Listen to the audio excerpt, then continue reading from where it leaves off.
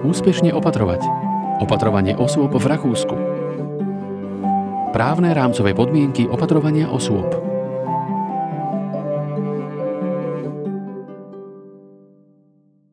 Ako opatrovateľka osôb pomáhate klientom a staráte sa o nich každý deň. Tento film je zhrnutím okruhu vašich činností a poskytne vám prehľad o vašich právach a povinnostiach. Rozlišujeme opatrovateľské činnosti, ošetrovateľské činnosti a lekárske činnosti. Poprvé, medzi opatrovateľské činnosti patria nasledovné úlohy. Služby vykonávané v domácnosti, ako napríklad varenie, nákupy, iné vybavovania, upratovacie činnosti alebo domáce práce. Podpora životosprávy a pomoc pri každodenných činnostiach počas denného režimu. Vaša úloha ako spoločníčky. Sem patria konverzácia, podpora organizovania voľného času, ako aj poskytovanie pomoci v spoločenskom živote. Vedenie knihy domácnosti. A praktická príprava opatrovaných osôb pre prípadnú zmenu miesta.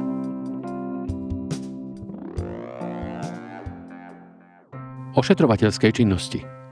Ak neexistujú žiadne lekárske dôvody, ktoré by si vyžadovali zákrok diplomovaného odborníka, môžete vykonávať nasledovné ošetrovateľské činnosti aj bez dozoru odborníka.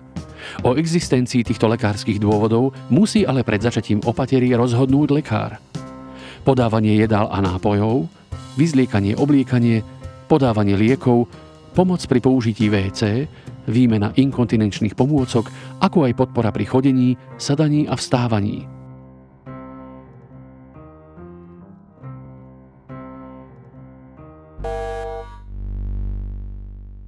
Upozornenie. Ak nie je k dispozícii lekárske potvrdenie, v prípade pochybností musí vykonávať ošetrovateľské činnosti diplomovaný odborník. Po tretie, lekárske činnosti. Výhradne na základe nariadenia lekára a po zaučení diplomovaným odborníkom alebo pod lekárskym dohľadom môžete vykonávať nasledovné činnosti. Podávanie liekov, obväzov a bandáží, subkutánnych injekcií, odber krvi pre určenie hladiny cukru v krvi pomocou testovacieho prúžka, ako aj vykonávanie jednoduchých tepelných a svetelných ošetrení. Upozornenie. Ak vykonávate bez poverenia lekára lekárske alebo ošetrovateľské činnosti, môžete dostať správnu pokutu až do výšky 3600 €. Toto sa vzťahuje na každého opatrovateľa aj vtedy, ak disponujete zdravotníckym diplomom alebo diplomom pre ošetrovanie chorých. Kliknite sem pre predpoklady poverenia lekárskej alebo ošetrovateľskej činnosti. Ako opatrovateľka osôb ste povinná dodržiavať pre zabezpečenie kvality nasledovné opatrenia. Poprvé, do písomnej zmluvy treba uviesť všetky poskytované služby, vrátane hlavných princípov činnosti ohľadne všedného dňa a núdzových situácií. Ste povinná dodržiavať tieto ustanovenia a podľa potreby spolupracovať s ostatnými osobami a inštitúciami zapojenými do ošetrovania a opatrovania. V každom prípade treba predchádzať núdzovým situáciám. Upozornenie. Ak sa klientovi zhorší stav, informujte o tom príbuzných, lekárov alebo zdravotnícke zariadenia a poskytnite prvú pomoc. Tip. Detaily zmluvy o opatrovaní, ako aj to, čo má obsahovať táto zmluva, sa môžete dozvedieť z filmu s názvom Opatrovateľ osôb ako živnostník. Po druhé, písomná dokumentácia poskytovaných služieb.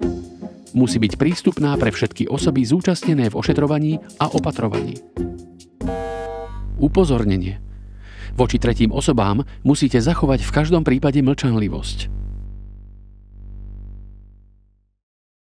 Po tretie, vedenie knihy domácnosti. Ak realizujete pre svojho klienta výdavky, zapíšte ich do knihy domácnosti a odložte potvrdenky.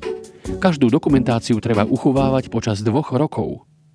Ako živnostník disponujete samozrejme aj právami. Po prvé, osobná voľnosť v prijímaní príkazov. Určité služby môžete odmietnúť bez sankcií. Upozornenie. Meritórnych príkazov, ako napríklad miesto vykonávania práce, sa musíte v každom prípade držať. Po druhé, máte právo na to, aby ste si zorganizovali svoju náhradníčku. Upozornenie. Vaša náhradníčka musí taktiež disponovať živnostenským oprávnením. Zmluvu o opatrovaní uzatvárate vy a vaša náhradníčka. Po tretie, Máte právo na svoj honorár zakotvený v zmluve ako odplatu poskytnutého plnenia. Upozornenie. Ako živnostník znášate riziko výpadku príjmov, pokiaľ nevykonávate opatrovateľskú činnosť, napríklad ak ochoriete. Naše osobné blahoželanie. Dostali ste sa zasa o jeden krok bližšie k tomu, aby ste mohli efektívne vykonávať činnosť opatrovateľa osôb. Ďakujeme, že ste si prezreli toto video. Pre ďalšie informácie k téme opatrovanie osôb v Rakúsku kliknite prosím na nasledovný link.